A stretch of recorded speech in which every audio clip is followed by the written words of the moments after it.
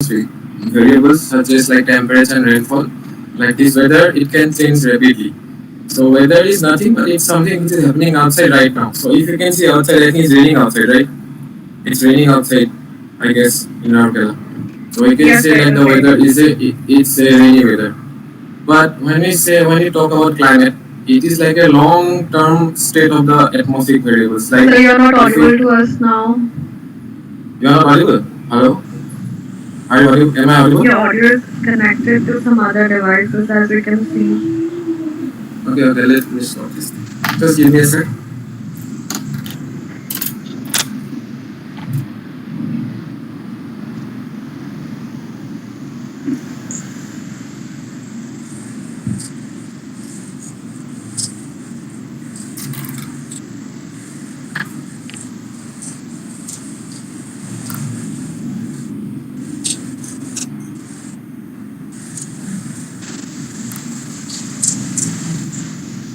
Yeah, am I audible? Am I Yes, audible? sir. Yes, sir. Yes, sir. Okay, I'll proceed then.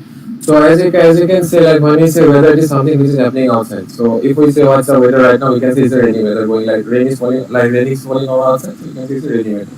So when we say about climate, climate is something like it's a long term state. Like it's not like a short term period thing. It's like long term thing. Like which is like combination of like various variables, atmospheric variables such as rainfall and temperature. So we can say so when climate occurs like over seasons, or it may form some like longer periods of time. So since it is a change in global or regional climate patterns, like it occurs globally. So if you can see, I have given a you can see a graph regarding the global temperature and the carbon dioxide rise over the world. So you can see there is a steep rise in the recent years regarding both carbon dioxide and global temperature. I think it's visible, right? Hello? Yes, sir. Visual, sir. Yeah. So you can just see there is an exponential rise in both the carbon dioxide and the temperature. So what is we can say is the increase in carbon dioxide emission. It can be attributed mostly to the anthropogenic activities in the recent times. So when we say anthropogenic activities, it like it is like man-made activities. So because of these activities, there is more amount of carbon dioxide emission. As a result of which, there is a global rise in temperature in the recent decades. So global warming and climate change have a regulation between them. So when we say climate change, global warming, they are often used interchangeably. That means like vice versa. So the global warming refers to both human and naturally produced warming and the effects it has on our planet. So global warming is a very slow increase in the average, like if we say in short term, global warming is a very slow increase in the average temperature of the Earth's atmosphere. So now I'll be showing you a video in which in 60 seconds we'll see how global warming is taking place in the world.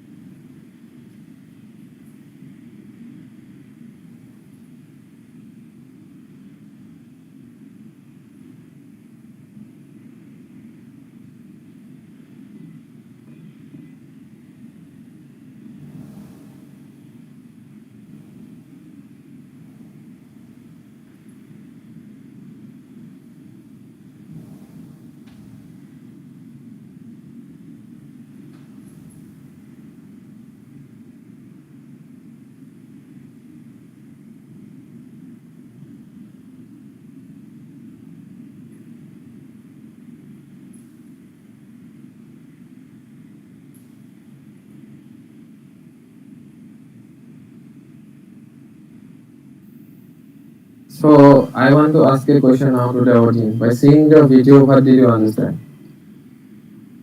Anyone?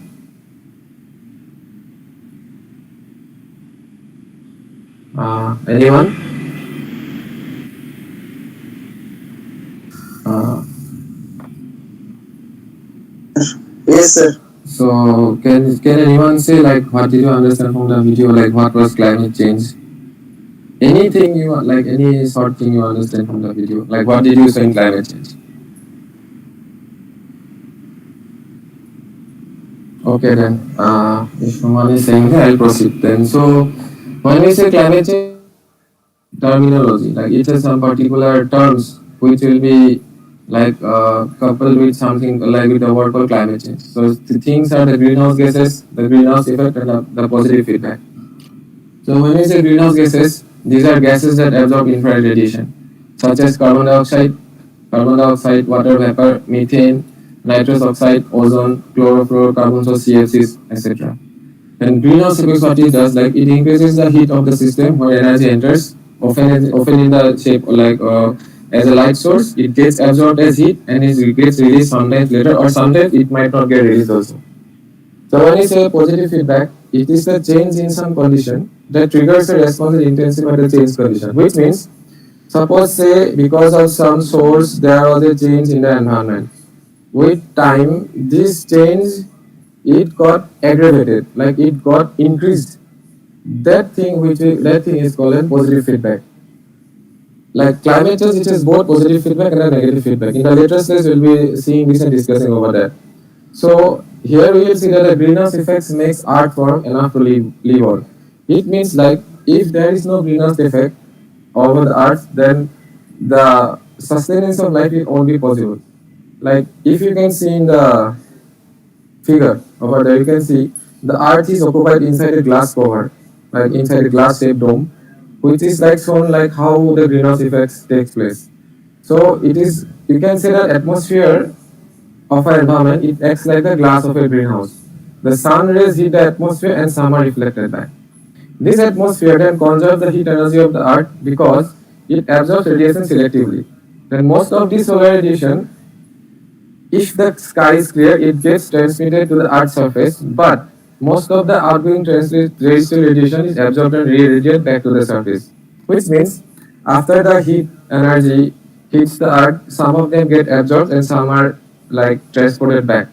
Certain gases, such as in the atmosphere, such as the carbon dioxide, methane, water vapor, ozone, nitrous oxide, are expert in preventing this most of the heat from the earth to escape. These gases are mostly known as the greenhouse gases. So, what is the role of the greenhouse gas? The role of the greenhouse gases is to trap the heat from the earth and make our life sustainable over it. Now, in this figure, you can see how the greenhouse effect takes place. From the solar radiation is reflected by the earth and the atmosphere, then most of the radiation is absorbed by the earth's surface and it gets warm, while some are transmitted back. If the while mostly the infrared radiation passes through the atmosphere, some are absorbed and some are re-emitted in all by the greenhouse gas molecules. This causes the earth to become warm and make our life sustainable over it. Now there are some of the, now as we have seen before, the major greenhouse gases that are important are the carbon dioxide, methane, CFC, ozone, nitrous oxide, and carbon monoxide. So for carbon dioxide and all of these gases, major greenhouse gases, they have some origin, they have a particular share in the anthropogenic causes, they have an effect on the greenhouse effect, and they have also a life sustainability. So when we say about carbon dioxide, it is mostly caused from the natural sources such as fossil fuel combustion, deforestation, etc.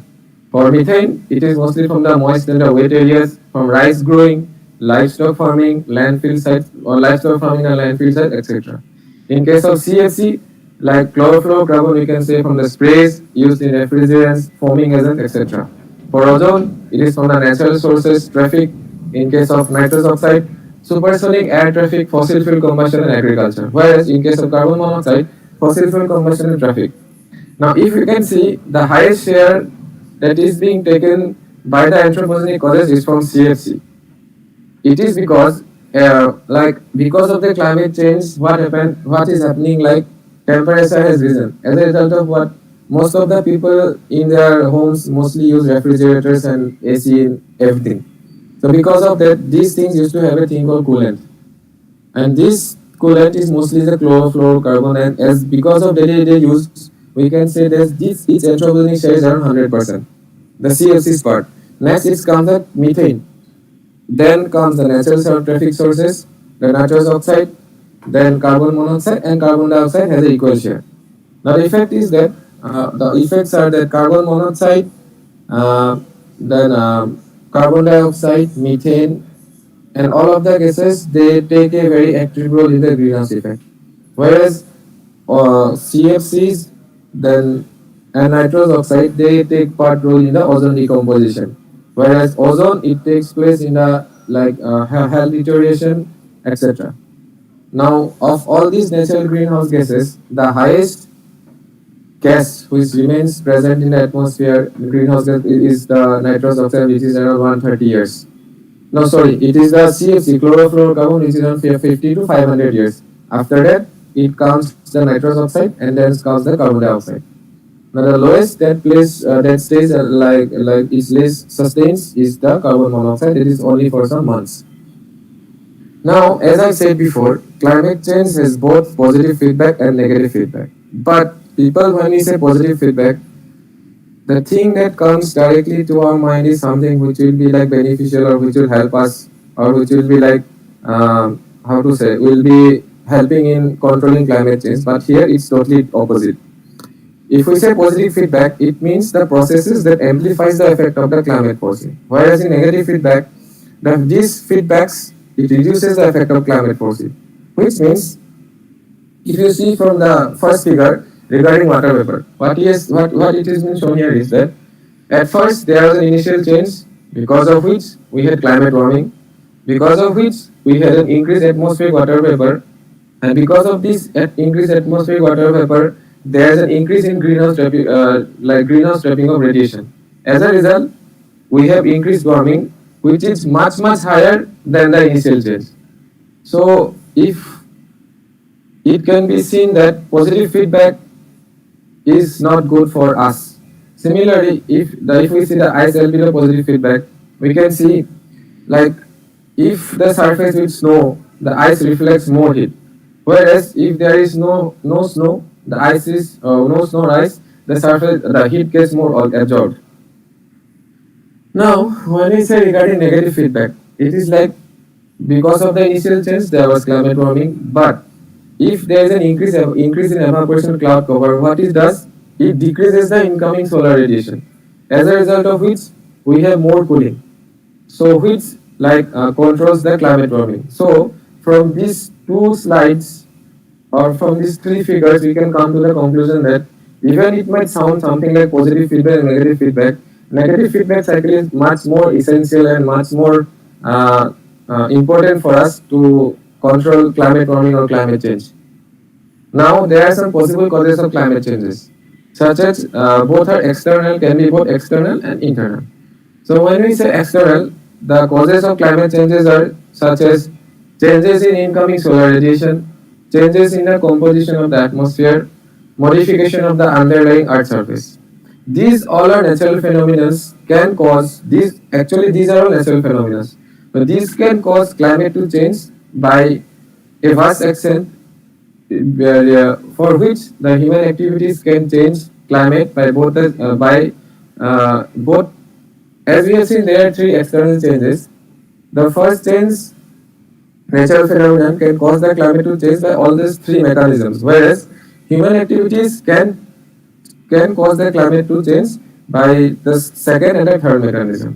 Whereas when we talk about internal causes of climate change, it is the change in like we can give an example of change in the circulation patterns of the ocean in the atmosphere.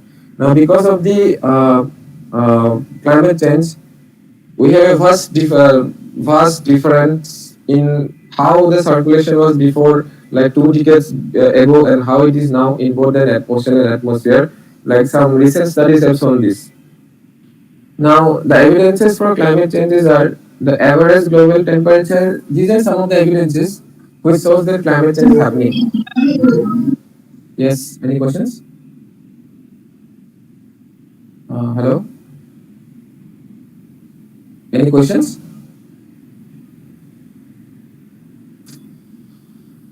So, these are some of the evidences for the climate change. Like average global temperature has climbed to 0.6 degree over the last century. the oceans have got warmed by 0.33 degrees centigrade. The Arctic sea ice is becoming thinner by 40%, whereas Antarctic glaciers are retreating by 50 meters per year. Then the alpine glaciers are retreating, ocean acidification, sea level has risen, changes in animal behavior and its breeding cycles, mass extinction, storm frequency and its intensity are rising. So here we'll see one by one how it is being changing. Now here we can see this is a graph taken from the NASA site. Here it is showing how global temperature has risen from 1800th century to at present. So you can just see how drastic change is there. Now, if we see that they have marked over here like around 2016 and 2020, they have marked over there. It has crossed the temperature annual more than 1 degree centigrade, which is like 1 degree centigrade above 1951 to 1980 baseline. So, as you can see, the peaks of 2020 and 2016. Now, this thing is a matter of concern for us to say that global temperature is rising exponentially globally. Now, this is a map which shows how ocean is getting heated up. You can see for most of the ocean area is getting heated up more than plus 2 degrees centigrade of Fahrenheit, which means the ocean is getting warmer very fast. This is a figure or image of how the ice sheets in Alaska are getting shrinked. Like there used to be like 2 decades before there used to be they used to have like vast sheets of ice. But as you can see, they are getting shrinked day by day or by year. Now this is an image of the left image is from 2006 and the right image is from 2015. So here you can see the Trip Glacier in Switzerland, which got retreated about 1.17 kilometers. Now, if we say 1.17 kilometers, here we have said before that at the Antarctic glaciers are retreating 50 millions per year. But if we see here, within a 3 years, like within a 9 years change, it has retreated 1.17 kilometers, which means the glacier has retreated a lot compared to what it was said before. So these things, like the effects of climate change, is a very big matter of concern for us. Like we can say that the earth is getting hampered by all the activities, whether it be anthropogenic or natural activities. Similarly, we can see there is a decline, vast decline in the Arctic sea ice. If we see in the 1970s, you can see like ice used to be around say 7 million per square kilometer. But if you come to 2020, it's just about above 3, or you can say around 3.2 or 3.5 kilometers, millions kilometer per square, which means that the Arctic sea ice is getting declined very rapidly or very fast. Now this is a GIF image of the Florida state. You can see they have simulated and they have seen that in like last 2 decades how Florida state has because of the sea level rise how the Florida state country has got its boundaries shrink. You can see a vast difference. Now comes ocean acidification. So here I'll be playing a video where you will be explained in a very good and moderate like short way like what is ocean acidification and how it is affecting the oceans.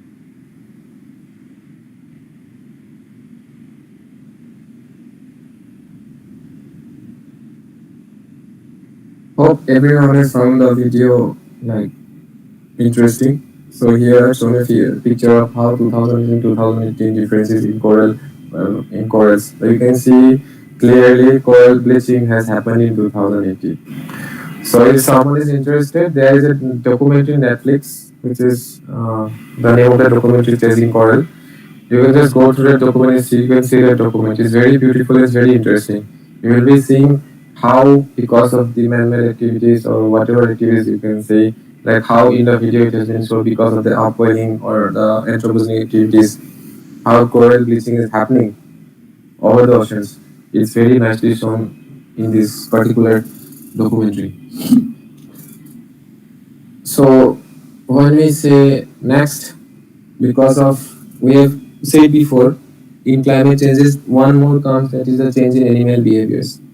So I think everyone might or may remember in 2020 when first corona occurred or during the first lockdown period, there was local locust infesting or locust infestment was there. Infest was there in the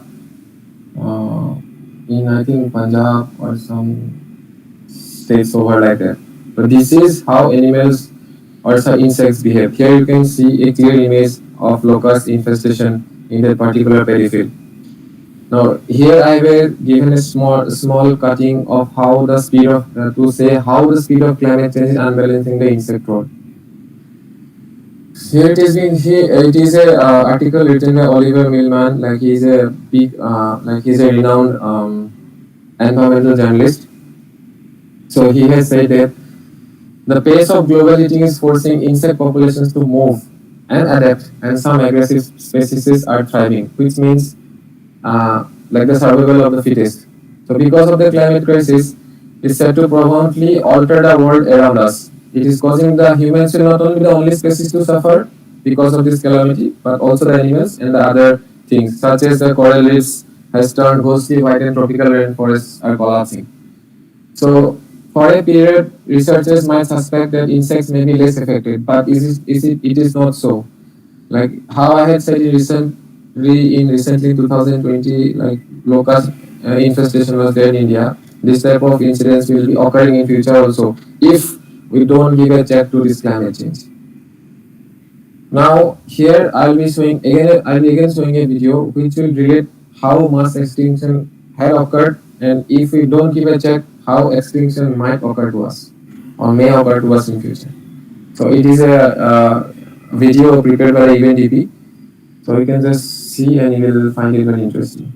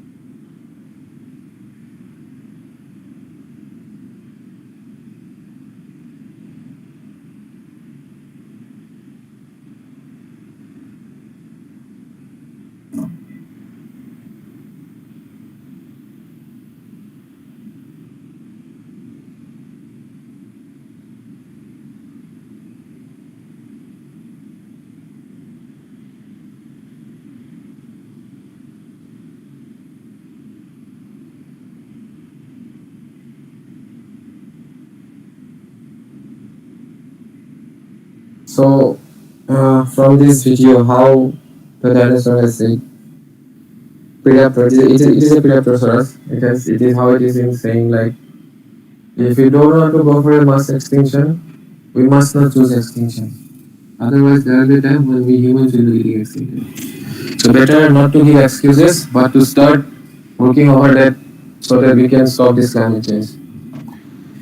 Now, because of this increase in intensity, as we have said, there is a frequency of storms also. So I am giving a list of some of the most expensive natural disasters that has occurred in 2021. So in 2020, climate change drives us in 2000 from 2021 there is a 13% jump in climate change from 2020 to 2021, resulting in a loss of $170 billion. Like the most horrific and the most terrifying was the Hurricane Ida. It made around $65 billion, like how to say, devastation was there around. Then European floods, it caused a 43 billion loss. Texas winter storm, it caused around 23 billion dollars. The Henan floods in China caused around 17.6 billion dollars. The British Columbia flood, there it cost around 17.5 billion dollars. The France cold wave, which occurred in France in 2021, it caused around 5.6 billion dollars of loss of property. Similarly, in case of both India and Bangladesh, the cyclone Yas, it made around $3 billion loss of property, wealth and property. In the Australian floods, which covered China, Philippines, and Japan, it cost around $2.1 billion of loss. The typhoon Infa, it cost 2 billion, and the cyclone Taukte, it caused $1.5 billion of loss of massive loss of both property and wealth in India, Sri Lanka, and Maldives. So, if you have noticed in this uh, data that because of the cyclone derived loss has been occurred in India twice in 2021. That is done by both cyclone Taukte and by cyclone Yes. So as we people from India, we should be get we should be aware enough so that we can give a check onto this type of natural disaster to happen in future. Now, climate change and extreme, because of climate change, there is the extreme weather events occur. It has a relation with each other.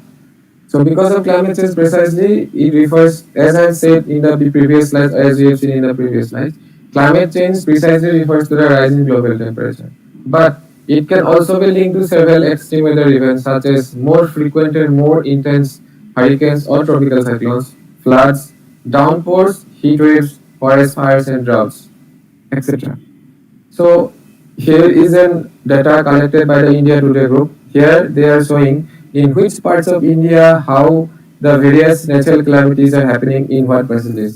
So these colors shows what type of variety of calamities occurring over the particular state. So if you can see mostly in India, drought is the main cause. That is, it is overwritten. It is already written over there. Like 75% of India's districts are vulnerable to extreme flood, drought, and cyclone. So, if we can, it is clearly visible. Like it is clearly seen or visible that droughts have played or is playing a major role in in India. Now, when we say global tropical cyclone hurricane occurrence, it can be this image. It shows the global pattern of where the frequency of tropical cyclone has increased and where it has decreased around the world from 1980 to 2018. If you see properly over the Indian Ocean basin, there is an increase of around 0.02 percentage of more tropical cyclones from 1980 to 2018. So, according to the new NOAA research, it says that the global annual average of tropical cyclones has remained at 86, but climate change has influenced the location of where these tropical cyclones have become more frequent or less frequent. Now, here, the image which is shown in the left side, it is showing how in Arabian Sea there is an increase in tropical cyclones from 1982 till 2019. Here you can see there is a rapid increase of around they are seeing 80% increase in tropical cyclones have occurred over the Arabian Sea. This work has been published by Deshpande et al. And it is titled "The Changing Status of Tropical Cyclones Over the North Indian Ocean." Similarly, in 2020, Amphan occurred, which is the most intense cyclone to form over BOB in the 21st century and the most strongest on Earth that particular year. All these things are contributed to climate change because of rise in temperature, sea ocean temperature, because of because of the change in pattern of the ocean currents and wind profiles, wind directions. We are having this type of natural calamities which are in big numbers occurring all over the world and even in India. So next, the term after droughts, what we saw is the flooding or the floods, which are in the second most thing that occurs in India. According to the IPCC, it is said that more of the extreme weather events, the climate change has detectively influenced several of the water-related variables that contribute to floods, such as rainfall and snowmelt. So, in other words, even a warming world may not induce floods directly, it exacerbates many of the factors that do. So, why does floods occur and or how climate change has led to this flooding? It is because of heavier precipitation, more frequent hurricanes, and or the increase in higher sea level. So, this also a video in which there will be shown how flood occurs in Assam and how climate change has taken a massive role in recent past because to occur more higher numbers of flood occurrence over Assam.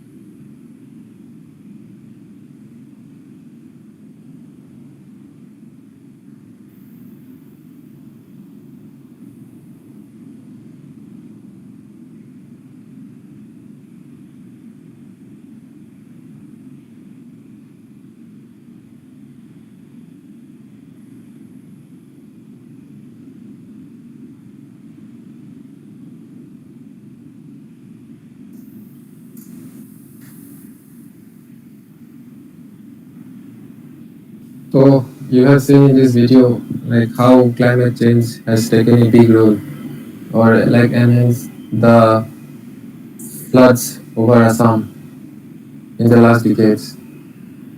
So another of the extreme weather events that occurs or forms due to climate change is the heat waves. Like it is known that across the globe hot days are getting hotter and more frequent while we are experiencing very cold days. Like I still remember in my childhood, like we used to have winters for around say 4 to like from the month of October. We used to have the winters used to start from the month of October.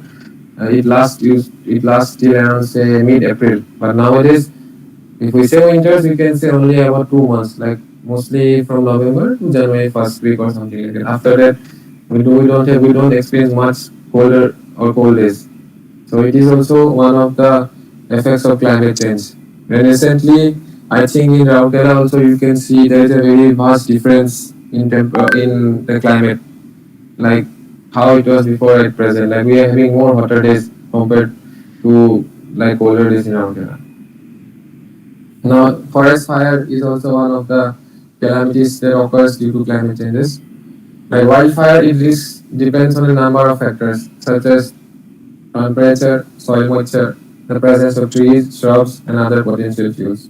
All these factors, they strongly and directly or indirectly have a role in climate variability and climate changes. Here you can see an image of the wildfires in Lake Almanor, California, 30th October 2020. Before image, it was full of green, but after the forest fire, you can see all of the most of the greenery has gone. Like most of the trees have been burned out, and it is one of the how to say outcome of what happens if there is a like wild forest fire. Now droughts. Now, climate changes increases the odds of worsening drought in many parts of the world. Like drier regions are expected to experience more frequent, intense, and longer-lasting droughts. Now, we we want to see how climate changes contributes to these droughts. Like what happens is that warmer temperature, they enhance evaporation, which reduces the surface water and dries up the soils and vegetation. As a result, it makes periods with lower precipitation drier than there will be in polar conditions. Now, climate change is also altering the timing of water availability, and climate change is also making certain regions drier than before. Now comes mitigation, like how to deal with this global climate change. In order to avoid the worst of climate change, first of all, we need to stabilize the carbon dioxide level. That is, we need to stabilize the carbon dioxide level at 550 parts per million, like 50% higher, but at present we have 50% higher than the current level. Now there are two ways to attempt to manage climate change. One is mitigation and one is adaptation. Mitigation means reducing the climate change, which involves reducing the flow of heat-trapping greenhouse gases into the atmosphere. And adaptation means adapting to the life in a changing climate. Like we have to evolve ourselves and involve ourselves in adjusting to actual or the expected future climate. Like we have to make us accustomed or acclimatize to the particular scenario or the particular climate or the environment in which we are staying so that we can adapt and live on. Now there is a relationship between mitigation and adaptation. Like mitigation can be of two types. One is less mitigation and one is more mitigation. If we have less mitigation, then more greenhouse gases will be produced, which will cause more serious climate change effects, as a result of which it will impact more on the human and natural environment, for which more adaptation will be required. But if we have more mitigation, the greenhouse gases produced will be less, as a result of which the serious climate changes effects will be less. It will impact lesser on human and natural environment. As a result, we no need to adapt much to the changing environment. Now, why? What is the need of like mitigation and adaptation is the need of need of the like what is happening like, because of climate change. We can see in the figure in the flow chart. Like climate changes occurs because of temperature rise, sea level rise, precipitation changes, droughts and floods. Now, when we go for adaptation, it will impact on the human and natural systems like food and water resources, ecosystem and biodiversity, human settlements, and human health. But human adaptation can be of two types, like vice versa. Like it can go back to the impacts, or it can have a economic development path also. Like we can have economic growth, technology, population, governance, and from this we'll have mitigation will cause more less emission and concentration of greenhouse gases and aerosols. In this way, the cycle will continue, and our life will sustain. Now for mitigation, we need to locate or invent. Now here I will give, or I can say these are some of the solutions which we can use for mitigation. Like first we can say we can locate or invent alternative fuels to fossil fuels. We can increase the efficiency of cars and trucks. We can sequester the carbon before it is emitted. We can maintain plan we can plant and maintain trees to naturally sequester carbon. So climate change mitigation, it happens because of it is made up of three important variables or parameters, which are the governing policy, the behavior of the human beings, and the technology which is getting upgraded. Now adaptation, it is like with rising sea levels and coastal populations, they have to move inland. They need to construct dikes and levees. They need to adapt to shifting agricultural zones and decentralize energy distribution.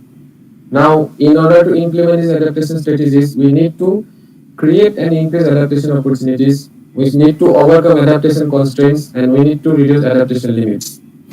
Now, if we say adaptation opportunities, it includes awareness raising through education and communication, human and institutional capacity building, preparedness, resources, provisions, etc.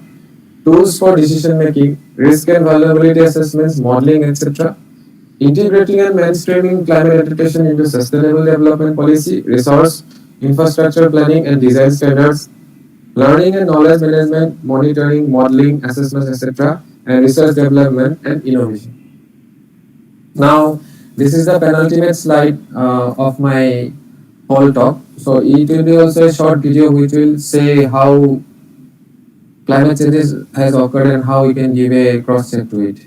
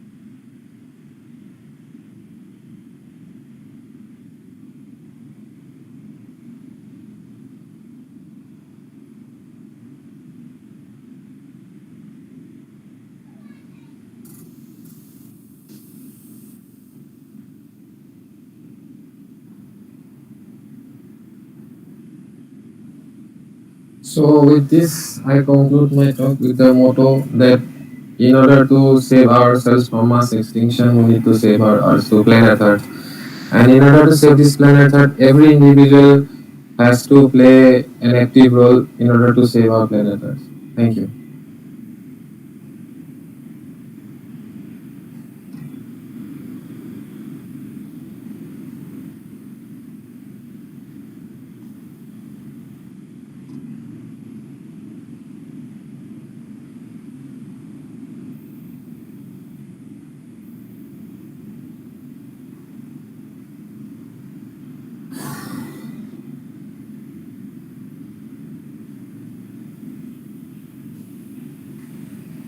Yeah, I conclude my presentation.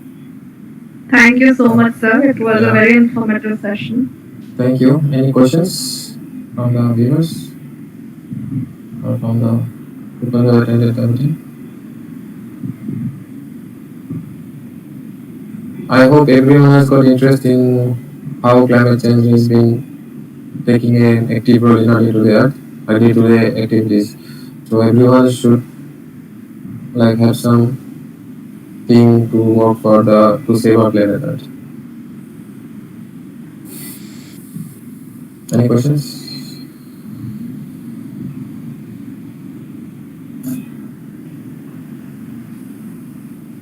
Anyone having any questions can raise the questions.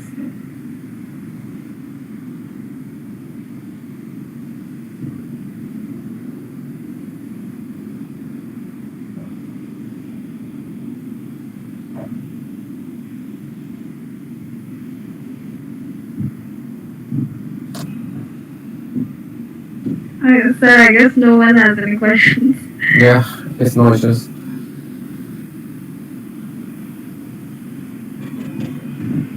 Thank you so much, sir. We're It's my glad. pleasure. Yeah, yeah. We're glad to. We're really glad that you're here with us today and today evening.